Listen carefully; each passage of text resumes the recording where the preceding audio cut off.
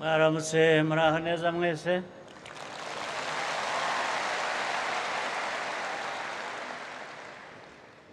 Ndishimye kuba ndi kumwe namwe uyu munsi. Bambwiye kandi ko bantumiye no mu kanya ko ari ukuganira.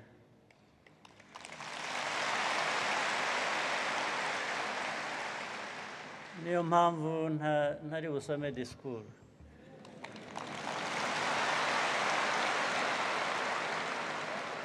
Disikuru ntabwo ari ukuganira. Kuganira ubwo namwe amaherezo muri bugire icyo muvuga.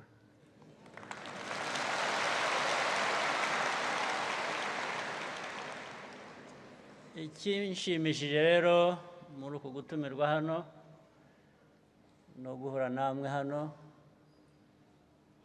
byavuzwe nyuma ya Ramadan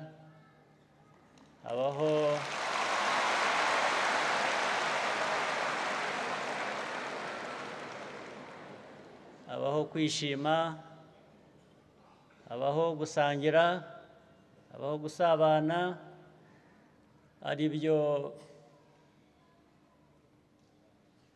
mwizihiza twese twaje muri ibi bya Eid al-Fitr.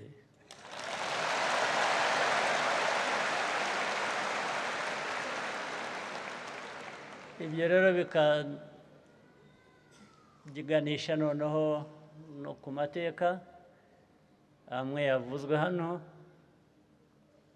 amateka muri rusange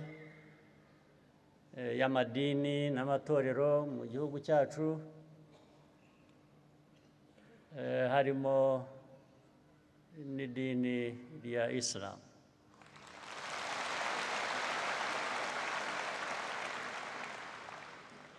Abayisilamu bagize amateka y'umwihariko, bagira n'amateka basangiye n'abandi muri iki gihugu cyacu. Ariko ikigaragara cyane ni ibyo dusangiye twese.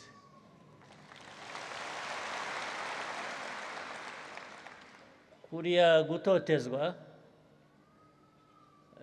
kubuzwa amahoro kw'abayisilamu byabaye ku ruhande rumwe by'umwihariko, ariko ku rundi habaho gutotezwa kw'abandi benshi, ndetse ku buryo duhuriyeho.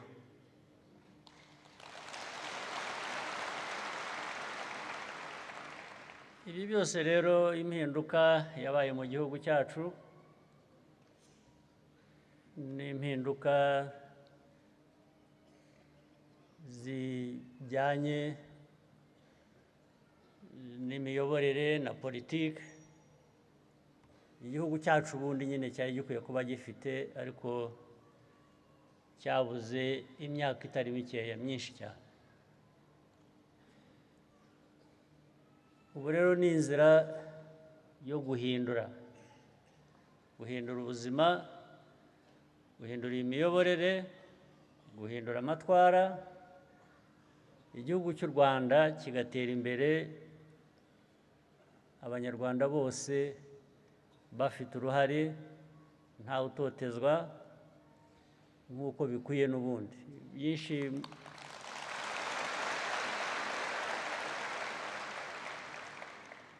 Byinshi mushimira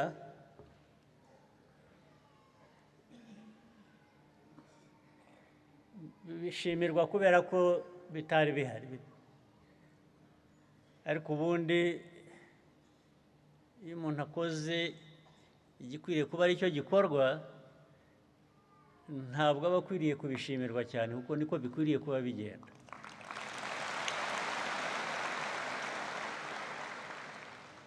Ariko ibyo ko atari ko byagenze rero, niyo mpamvu abantu ngira ngo bavuga bati habonetse noneho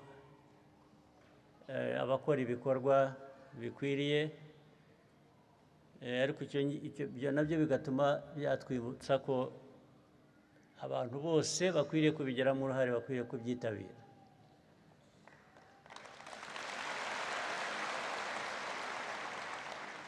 Ku bayisilamu rero, amateka maze kuvuga mwasangiye n'abandi ku buryo butandukanye mu gihugu cyacu. Kugira ngo bihinduke bizagomba ko namwe mubigiramo nyine uruhare. Kugira ngo u Rwanda ruhinduke, abanyarwanda bose bagomba kubigiramo uruhare.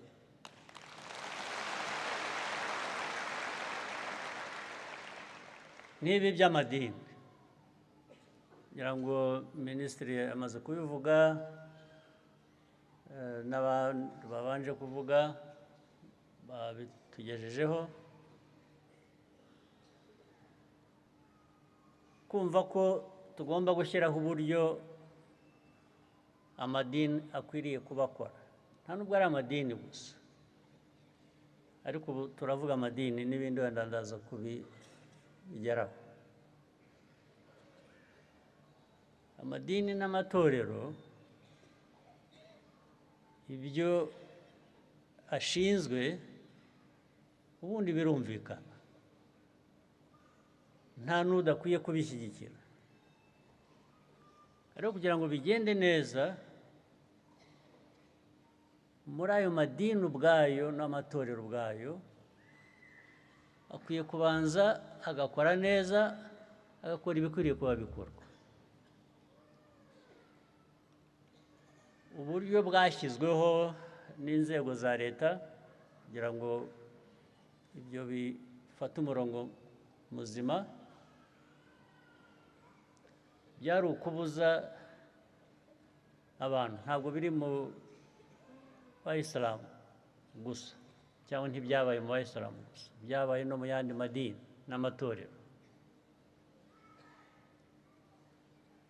Ugasanga umuntu yihishe inyuma y'idini, inyuma y'itorero, ashyizeho ikintu kigamije inyungu ze no kwambura abandi. Ugasanga ibintu byose abantu ushatse wese ashyiraho, ni nko gushyiraho ahantu bariyeri, ugahagarika abantu, ukabeshya icyo ari cyo, ugatangira kubavanaho umutungo wabo. Uti ntabwo urenga aha utabanje kuzana uyu mutungo. Ntabwo rero bikwiriye kuba bikorwa mu dini iryo ari ryo ryose.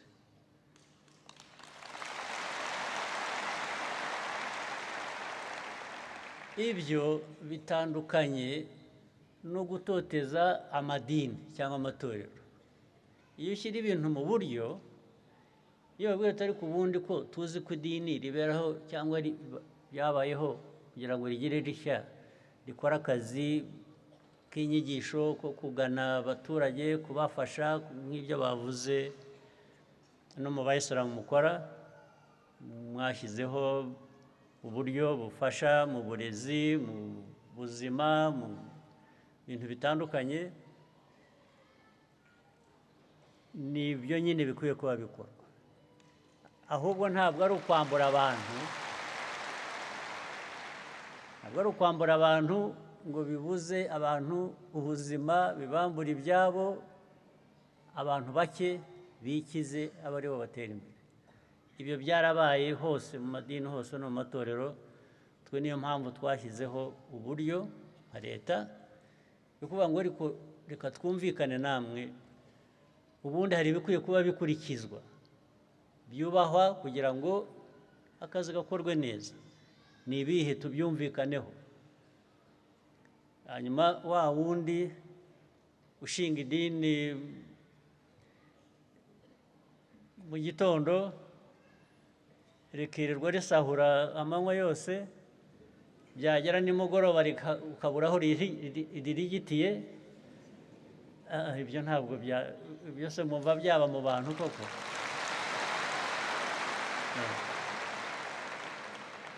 Ibyo ntabwo biba bikiri idini, biba byabaye ikindi kintu. Abantu babyumvise nabi bamwe, ariko byo ntabwo ari benshi, ni bake. Batangira kuvuga ko u Rwanda rutoteza amadini, amatorero, ibiki. U Rwanda, akazi kacu, politike yacu, imyumvire yacu ni ugushyira ibintu mu buryo bukwiye.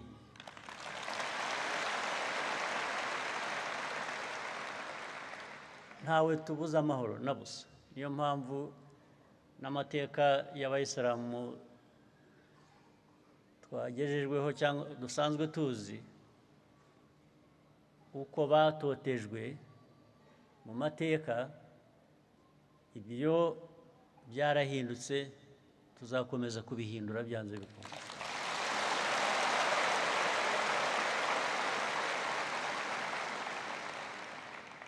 N'abandi bose batotejwe murabazi, bikajya no mu moko yacu, bikajya no mu turere, bikajya n'aho abantu bagatotezwa. Ibyo ntawe tugomba kubanza kubyingingira kugira ngo tubirwanye. Tugomba kubirwanya bigahinduka byanze bikunze. Iryo ni ihame, ibyo ni inshingano dufitiye igihugu cyacu, dufitiye abanyarwanda bacu. Ndetse n'umunyamahanga n'uwavuye hanze akaza hano mu Rwanda,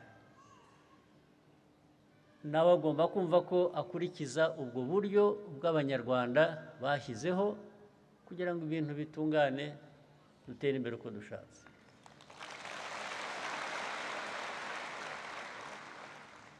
Rero Abayisilamu kuri uyu munsi twaje gusabana no kuganira. Buri dini, buri gace k'abantu, akarere cyangwa ibindi abantu bahuriyeho, iyo ibintu byifuzwa kugerwaho bishyizwe hanze bigaragara, nk'ibyo Abayisilamu bavuze, inzira barimo ni ibintu bifuza gukorwa kandi bigenda mu nzira yo gutera abanyarwanda imbere, yo kwiteza imbere nk'Abayisilamu. Ubundi twebwe inzego zacu, inzego z'ubuyobozi, inzego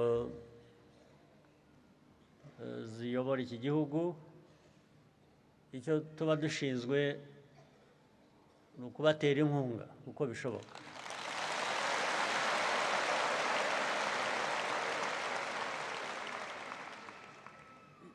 Iyo nkunga rero irahari, izaboneka.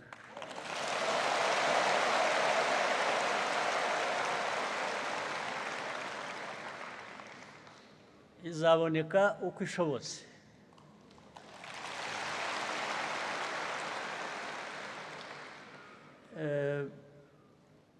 Hari bya bindi by'ikinyarwanda,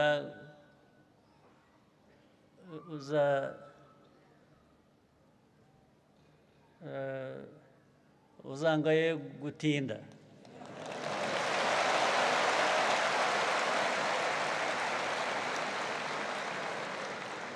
Ariko nta guhera, ntabwo bizahera.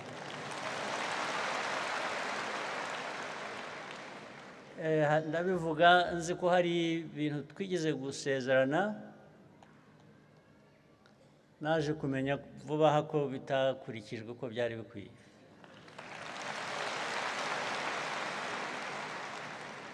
Ubwo ibyo ndabyibaraho nk'umwenda ngomba kwishyura.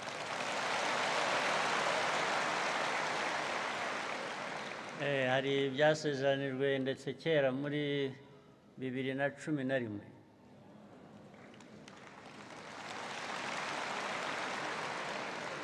ibyo byaratinze ariko ntabwo bizahera.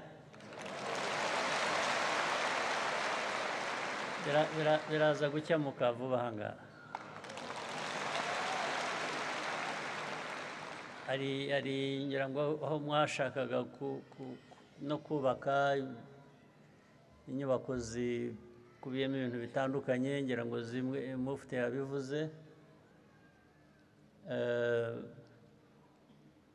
Ntabwo nzi aho byaheze, sinzi impamvu abantu batabirangije, ariko biraza gukemuka vuba.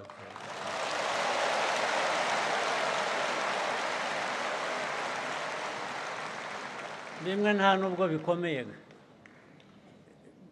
Hari ahantu ngira ngo bagombaga kubaguranira ikibanza, niba nibuka. Gusa kugurana se ikibazo kiri hehe?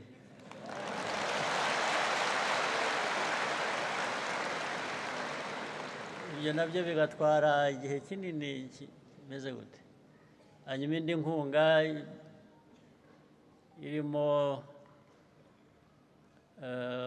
uburyo bwafasha kugira ibyo bwubaka, ibyo rwose ntabwo uyu mwaka uzashira bitakemutse.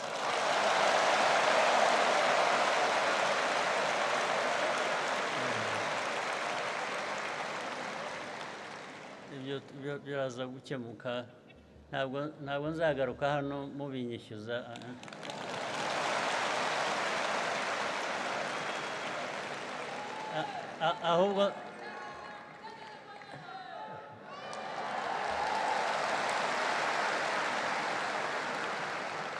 Ahubwo tuzagaruka hano ari jye ubibishyuza icyo mwabikoresheje.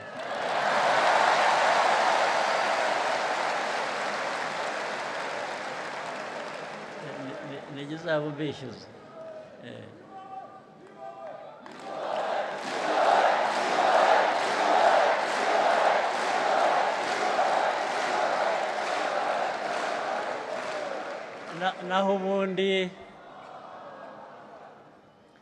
Naho ubundi nta muryango utabamo utuntu n'utundi no kutumvikana n'iki, ariko no mu muryango wanyu w'Abayisilamu nituramuka twabaye mujye mumenya uko mwicara mukadukemura.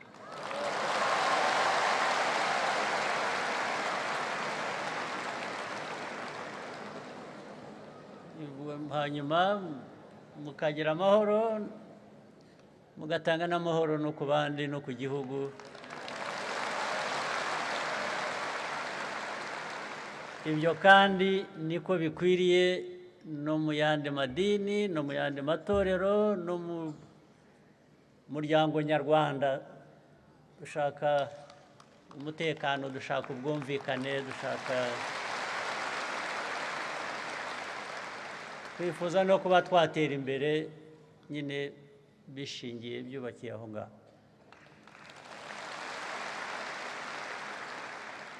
Mwakoze rero kuntumira kuza kubana namwe, gusabana namwe kuri uyu munsi. Hanyuma mugire umunsi mwiza, mugire n'ibikorwa byiza biteza Islam imbere. Ubwo Abayisilamu iyo bateye imbere n'igihugu kiba giteye imbere.